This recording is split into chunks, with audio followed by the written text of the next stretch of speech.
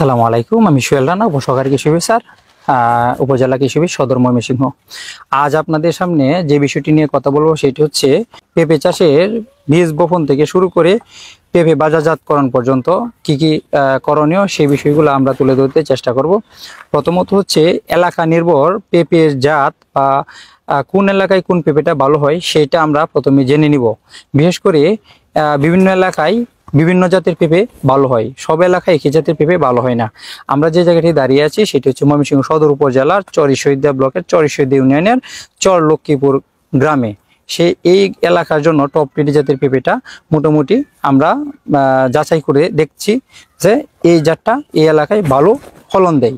আমরা এই এই এই যে দেখতে পারতেছি এটা কিন্তু টপ রেডি জাতের একটা পেঁপে গাছ, একেবারে আগা থেকে শুরু করে মাটি পর্যন্ত পেঁপে ধরে আছে। এই পেঁপেটা আমাদের এলাকায় আমার এই ব্লকের যে কৃষক আদর্শ কৃষক জহিরুল ইসলাম উনি প্রথমে শুরু করেছে এবং পর্যায়ক্রমে উনার দেখে দেখে এখন অনেকেই এই পেঁপেটা চাষাবাদ শুরু করেছে এবং জহিরুল ইসলাম লাভবান হয়েছে এবং অন্যরাও আশা করি এবছর আমরা গাছের যে স্বাস্থ্য এবং দেখতেছি তারাও লাভবান হবে। এখন কথা হচ্ছে এই পেঁপের বীজটা আমরা কোথা থেকে সংগ্রহ করব। আমাদের এইসব এলাকায় যারা আছে তাদেরকে আমি পরামর্শ দিই, সেটা হচ্ছে সরকার অনুমোদিত যে বিএডিসির বীজ ডিলার আছে অথবা সরকার নিবন্ধিত যে বীজ ডিলারগুলো আছে তাদের কাছ থেকে এই জাতের বা অন্যান্য ভালো জাতের বীজ সংগ্রহ করবেন। এখন বীজগুলো সংগ্রহ করার পর সেগুলো প্যাকেট থেকে খুলে 3 থেকে 4 ঘন্টা রোদ্রে শুকাবেন। শুকানোর পরে সেগুলো আবার ছায়াযুক্ত স্থানে নিয়ে সেগুলো 2-3 ঘন্টা রেখে ঠান্ডা করতে হবে। ঠান্ডা করার পরবর্তীতে সেইগুলো 24 থেকে 48 ঘন্টা ভিজিয়ে রাখতে হবে। ভেজানোর পর সেগুলা উঠাবেন, উঠিয়ে সেরে পানিটা ঝারিয়ে নেবেন। পানিটা ঝরে যাওয়ার পর সেগুলো সুতি বা কাপড় দিয়ে ভালো করে বা চটের বস্তা দিয়ে ভালো করে পেঁচিয়ে খড়ের গাদা বা একটা কোনো জায়গায় আবদ্ধ করে রাখবেন অঙ্কুরোদ্গমের জন্য। অঙ্কুরোদ্গম হতে সময় লাগে 48 থেকে 72 ঘন্টা। কোনো কোনো ক্ষেত্রে যদি শীতের সময় হয় তখন একটু বেশিও লাগতে পারে। তখন অঙ্কুর বের হবে। অঙ্কুর বের হওয়ার পর সেগুলো আমরা পলিব্যাগ অথবা ওয়ান টাইম গ্লাসে গোবর মিশ্রিত মাটি, বিশেষ করে খেয়াল রাখবেন গোবর মিশ্রিত মাটি বলতে কাঁচা গোবর না, কম্পোস্ট জাত সার বা যেই গোবরটা কম্পোস্ট হয়ে গেছে পচে কালো হয়ে গেছে সেই গোবরটা অর্ধেক মাটি অর্ধেক গোবর মিশিয়ে আমাদের যে ওই বা ওয়ান টাইম গ্লাস বা পলিব্যাগ সেই পলিব্যাগে ভরে একটা একটা করে বীজ দিয়ে দিবেন। বীজ দেওয়ার পর ছত্রাকের আক্রমণ হতে পারে, বেশ করে গোড়া পচা বা ডাম্পিং অফ হতে পারে। সেই জন্য 3-4 দিন পর যখন চারা বের হবে, চারা গজাবে, চারাটা যখন একটু বড় হবে তখন কার্বেন্ডাজিম গ্রুপের যে ছত্রাকনাশক আছে নইন, বিশেষ করে নইন অথবা এমএস্টার টপ যে জাতীয় যে ছত্রাকনাশকগুলো আছে সেই ছত্রাকনাশকগুলো আমরা কৃষকদেরকে ব্যবহার করে এদের ফলাফল বেশ ভালো পেয়েছি। সেইগুলা অনুমোদিত মাত্রায় যদি আপনি 7 থেকে 10 দিন পর পর স্প্রে করে দেন তাহলে পেঁপের চারাগুলা সুস্থ থাকবে। এছাড়াও পেঁপের ছোট চারাতে মাকড়ের আক্রমণ হতে পারে বা সাদামাছির আক্রমণ হতে পারে। এই জন্য ইমিডাক্লোরোপিড গ্রুপের যে ওষুধগুলো আছে সেগুলো সাদামাছির জন্য এবং বার্টিমেক বা এবামেকটিন গ্রুপের যে ওষুধগুলো আছে সেই ওষুধগুলো মাকড়ের জন্য যদি ব্যবহার করেন তাহলে এই পেঁপেটা গাছটা সুস্থ থাকবে।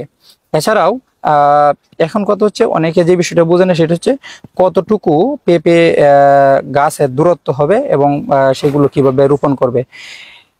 বিশেষ করে আমাদের যে কৃষকগণ আছে তারা হচ্ছে 1% 10টা বা 11টা চারা লাগিয়ে থাকে। সেই হিসাবে 10% 100 বা 110টা চারা লাগাই এবং চারা লাগানোর সময় আমরা 1 ফিট বা 1 ফিট অথবা 1.5 ফিট বা 1.5 ফিট পরিমাণ গর্ত করবে। সেই গর্তে অর্ধেক পরিমাণ মাটি এবং অর্ধেক পরিমাণ গোবর সার সহ অন্যান্য রাসায়নিক সার যেগুলো আছে সেগুলো পর্যাপ্ত পরিমাণে মিশিয়ে তারপর গর্ত ভরাট করার 10 থেকে 15 দিন পর এই মাটিটা আবার উলট পালট করে তারপর চারাটা লাগাতে হবে।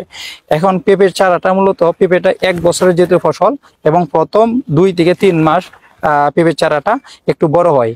এখানে আরেকটা কথা সেটা হচ্ছে আমরা যে কৃষকদেরকে পরামর্শ দিই সেই কৃষকদেরকে আমরা বলি যেন অক্টোবর এবং নভেম্বর মাসে যেন তারা বীজটা বপন করে। কারণ হলো অক্টোবর নভেম্বর মাসে যদি বীজটা বপন করে তাহলে সেই পেঁপেটাতে ফুল আসতে 4 থেকে 5 মাস সময় নেই, তাই না জহিরুল ভাই? হ্যাঁ, 4 থেকে 5 মাস সময় নেই। ওই সময় যখন শীত শেষে যখন গাছটা হালকা গরম পড়ে তখন গাছের বৃদ্ধিটা দ্রুত হয় এবং দ্রুত হইলে গাছটা দ্রুত বাড়ে এবং সেখানে ফুল ফল গরমের সাথে তাপমাত্রার সাথে দ্রুত ধরে, ফলে ফলন কিন্তু অনেক বেশি এবং গাছ খাটো অবস্থায় নিচ থেকেই ফলনটা ধরে। বিশেষ করে নিচে ফল ধরানোর জন্য যদি আমরা শীতের সময় যদি চারাটা করি তাহলে ভালো, এবং সারা বছরই করা যায়, তবে আমরা শীতের সময় কৃষকদেরকে পরামর্শ দিয়ে থাকি।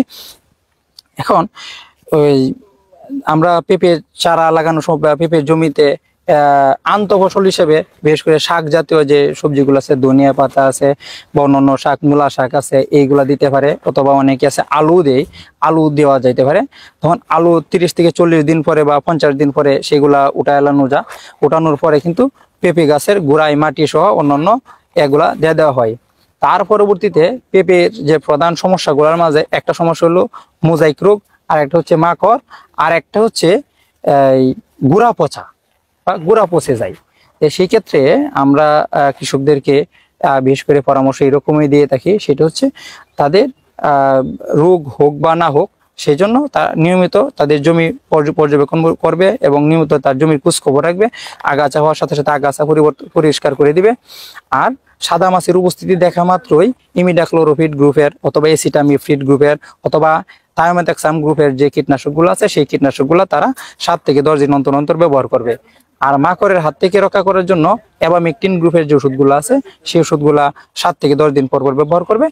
আর আমাদের গাছে যেন ছত্রাকের আক্রমণ না হয়, সেই জন্য মেনকোজেব গ্রুপের যে ছত্রাকনাশকগুলো আছে অথবা কার্বেন্ডাজিম গ্রুপের যে ছত্রাকনাশকগুলো আছে, সেই ছত্রাকনাশকগুলো 7 থেকে 10 দিন পর পর স্প্রে করার জন্য তাদেরকে বলে দিই। এছাড়াও গাছের বৃদ্ধি যদি কম হয় বা ফুল আসতে একটু দেরি লাগে, তাহলে তাদেরকে আমরা বলে দিই একটা হরমোন ব্যবহার করার জন্য। বিশেষ করে ফ্লোরা অথবা প্রোটোজিম এই সব জাতীয় যে হরমোনগুলো আছে, সেই হরমোনগুলো যদি 15-20 দিন পর পর একবার ব্যবহার করে, তাহলে গাছের স্বাস্থ্যটা ভালো থাকে এবং ফুল ফল সঠিক সময়ে আসে। অনেক সময় দেখা যায় পেঁপের পাতা কচি পাতা হালকা হলুদাভ হয়ে যায়। কচি পাতা হালকা হলুদাভ হয়ে গেলে তাদেরকে আমরা পরামর্শ দিই যেন সালফার যে 80% আছে সেটা অনুমোদিত মাত্রায় স্প্রে করার জন্য।